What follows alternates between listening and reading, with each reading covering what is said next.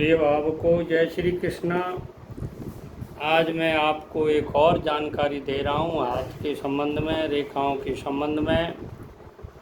तो देखिए, दो तरह की जानकारी दूंगा। एक तो छाती में दर्द, वक्ष कहते हैं इसको, वक्ष स्थल में दर्द, छाती। एक पसलियों में दर्द किस रेखा के कारण होता है। मेरे हाथ में या आपके हाथ में, सबके हाथ में विज्ञान छपी हुई है। उसकी जानकारी अगर आप लोग करना चाहते हैं तो देखते रहिए और करते रहिए, ठीक है ना। अब देखिए, वक्षस्थल, छाती और पसलियों में किस रेखा के कारण दर्द होता है, या इस दर्द के कारण ये रेखा कैसे बन जाती है, उसकी मैं जानकारी दे रहा हूँ। तो सबसे पहले ये जीवन रेखा है, ये यहाँ से मैं हमेशा बताता आ रहा हूँ, ये जीवन रेखा है। और इस रेखा के ऊपर एक दीप बना हुआ होता है। उनकी छाती में, पसलियों में दर्द बना रहता है। और देखिए,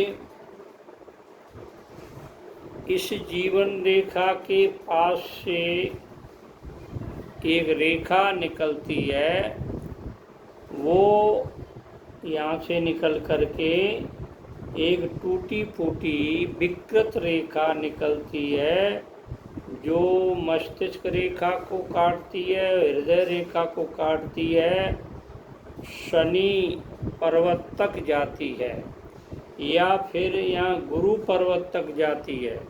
यानी दो चीज़ें होती है, यहाँ पास में शनि है या गुरु पर्वत है। तो या तो गुरु पर्वत पे जाएगी या शनि पर्वत पे जाएगी ये विकृत रेखा। तो उसके जिसके हाथ में इस तरह की रेखा होगी, उस व्यक्ति के छाती में दर्द होगा, पसलियों में दर्द होगा। यानी सीधी बात कहूँ मैं आपको, उसको ट्यूबरक्लोसिस की बीमारी होती है, जिसको अपन टीबी कहते हैं, ठीक है ना। और किसी के एक ही होती तो वो ठीक हो जाती है, और टीबी भी ठीक होती है, इलाज कराएं, ठीक है ना। अब देखिए, कुछ लोगों के अंदर बधिरता होती है। बधिरता मतलब जो सुनते नहीं हैं, कुछ तो कम सुनते हैं, कुछ बिल्कुल नहीं सुनते हैं। तो बिल्कुल नहीं सुनते तो वो बिल्कुल भी बोल भी नहीं सकते, भाषा उनकी समझ में नहीं आती है, क्या भाषा बोलें क्या नहीं बोलें। सुनेंगे तो भाषा बोली जाएगी।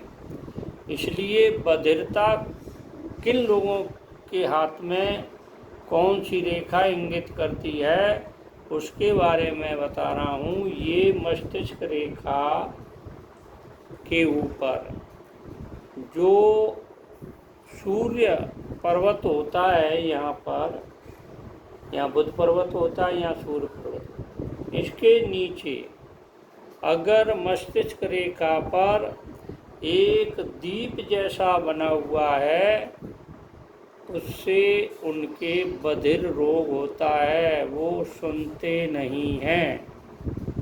किसी किसी को बुढ़ापे में कम सुनाई देता है, बिल्कुल नहीं सुनाई देता, तो उनके यहाँ ये रेखा बन जाती है, ठीक है ना।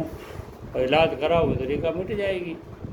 इसलिए मेरा आपसे आग्रह है कि इस प्रोग्राम को देखते रहिए। मैं आपको अच्छे से अच्छी जानकारी दे रहा हूँ।